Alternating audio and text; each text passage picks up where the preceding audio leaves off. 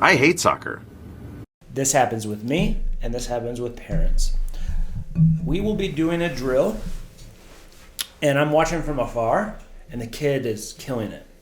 But then I get closer, and the kid starts to mess up, right? So I feel like you're in that moment, you're focused on me, and you're not focused on what the task at hand. Same thing happens with parents.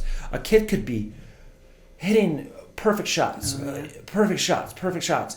Mom walks in, dad walks in, and then it's gone.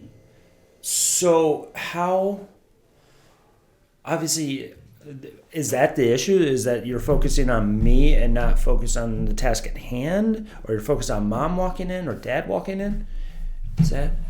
We get focused on expectations, right? And we feel vulnerable, right? Yeah. Because someone that we care about their opinion now has eyes on us, right? Okay.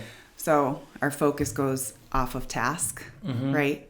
And onto outcome or expectation, and then we shut down. Right. Right? So that's why, right, I don't know how you hold your training and practices, but a lot of times it's no parents because, right, even in a competitive setting, how many times are kids like, right, looking for mom and dad, or something happens, they look at mom and dad. So we do a lot of work on breaking that habit. Like, what is that serving, right? Not judging it.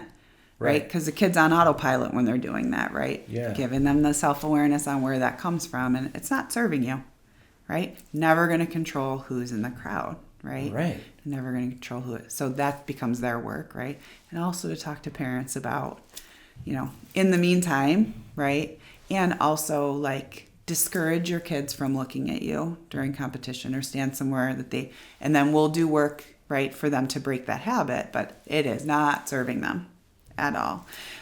Parents that coach from the sidelines, same thing, right? If they needed another coach, you would be the coach, right? So nobody asked you to coach. Yeah. That's a hard line for me. That's what I'm hoping this part of the conversation was going to go, because what are your thoughts? I think so many things could be solved if we just say, parents, leave. You don't want your kids take the test. They're not taking the SAT with you in the room. Yeah. So, yeah. And you don't want somebody at your job overlooking everything that you're doing. Yeah.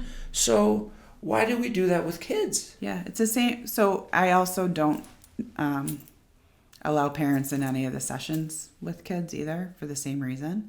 Yeah. And parents will say, oh, but they're super quiet. They don't say much, right? And then they are total chatterboxes, right? When mom and dad aren't sitting there answering the questions. And again, a lot of it is, right, parents being on, right, their own autopilot of what they think they're supposed to be doing to fill in those gaps, or their own stuff, whatever they have going on, right?